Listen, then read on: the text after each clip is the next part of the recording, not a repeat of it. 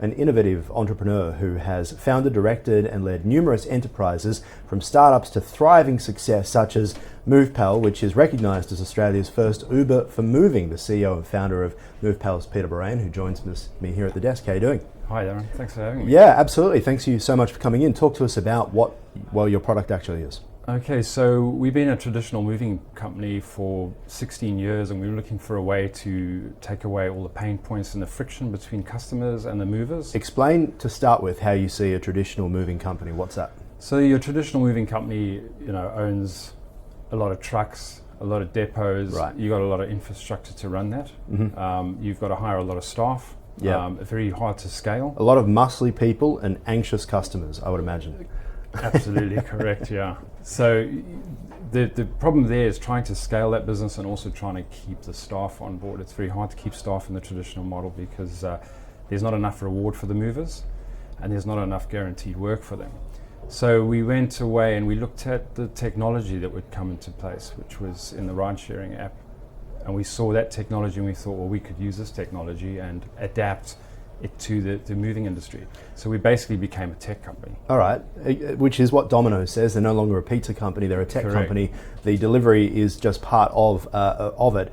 Talk to us about what you've learned from their experience, but also how you transitioned across to, I suppose, being the Uber of the moving industry. Yes, so look, we were very lucky that we have a traditional moving business. We operate in Brisbane, Sydney and Melbourne.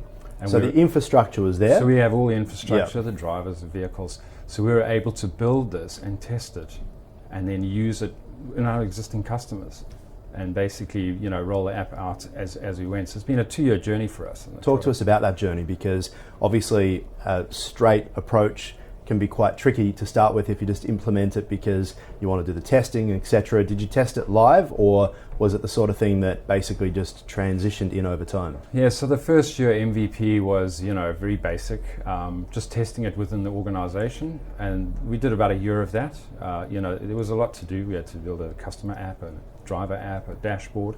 So once we got MVP out of the way and that was working for us, then we actually went into the market and we started actually onboarding customers. And then we started testing it with customers, got a lot of feedback. We've done a year of that and we think we have a fantastic product now. So talk to us about the product from a customer standpoint first, in terms of, I download the app because I'm moving house. What happens from there? Okay, so so basically MovePal is for a person relocating, obviously. So we do short distance local moving, but it's also for the retail industry as well. So it could be somebody who's bought something on Gumtree, eBay, or they've gone into a traditional bricks and mortar store, an IKEA, a Freedom Furniture. They want to get something home.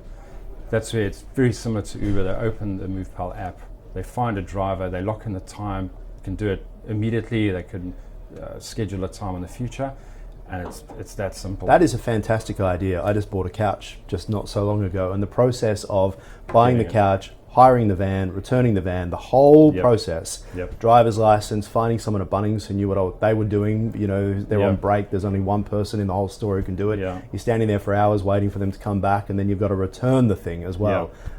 It's not fun. So that idea is a fantastic one. How do you kind of market it and get it out to people like myself? Well, basically we're going to use the traditional methods. We'll use a lot of digital marketing. We're obviously a well-known company already, so we're reaching out to all our customers. We're obviously targeting a lot of the retailers. So it'll be just those traditional methods of marketing that we'll get out there. And talk to us about the locations that you have. So you said Sydney, Melbourne and Brisbane. And so you're able to move, is it mostly through those cities and growing from there? And Correct, how much has the app assisted the traditional aspects of the business to, I suppose, become more efficient, but also to help overcome those challenges you mentioned of there not being enough work? Yeah, so it's really helped the pain points for the drivers, because they can accept jobs, as many jobs as they want. They can basically work full time in it, or they could be a fill-in for them. So that's a really pain point we really wanted to fix for the drivers. So they really love the app, and it manages their jobs for them as well. They know what's scheduled for them. They know when they've got to be at the job. Gives them directions. They've got images of what they're moving. They've got access to communicate with their customers. So that that was one of the areas we really focused hard on, to make sure that the drivers were looked after with the software. And so how have they found the transition from the way it used to work to now accepting, jobs via the app? Very excited. They're very excited about it, and I think it's more so that the benefit of their flexibility. Absolutely. And the opportunity. So they can sit at home, see a job that's around the corner, and say, I want to do that, or I'm going to that place this afternoon anyway, I might as well do it. Exactly. There's 9,000 removals companies out there. Yeah, wow. So they're small, traditional, small little, mother, father, little operators. Yeah. And those, they're doing 1-2 jobs a week, and they need access to something like this. They don't have the ability and to market. We're in a world now as well where you've got Facebook Marketplace, you've got Gumtree, as you mentioned. I mean, I suppose down the track you could even be advertising on those platforms to be able to say, you bought your couch, now move it with us. Because the first thing I think of when I'm looking at anything to buy is, how on earth am I going to get this home? Correct. And you want to do it in your own time. You don't want to be told, I've got to be at home at this time, I've got to be there.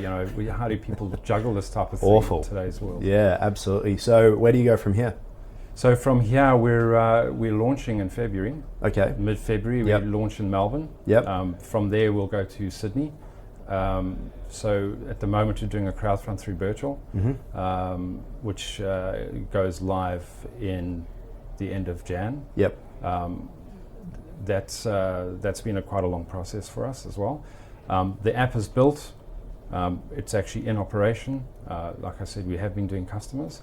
So from here, it's just going live and carrying on with this virtual crowdfunding. Just talk to us about the process of the app, developing the app. You touched on it a little earlier, but as we know, when it comes to apps, it can be quite a challenge. Finding the right people to build it can be a challenge. Had you had much experience before starting this, or was it completely new? Well, look, I'd had a lot of experience in setting up the software for the traditional business. Yep. But it was very different to what we went into with, building apps. We hadn't had any experience in building apps. So yeah, that process was quite demanding. Finding the right devs, getting the right front-end people, learning a lot about UI, UX myself. So yeah, it was a lot of research, a lot of learning on my side. As I said, it's been a 2-year journey. What would you do differently to start? If you could start all over again, if you had to do this again, probably for when you update the app or change things down the track, what would you do differently? I can't say. I think we've done things pretty much the way I imagined.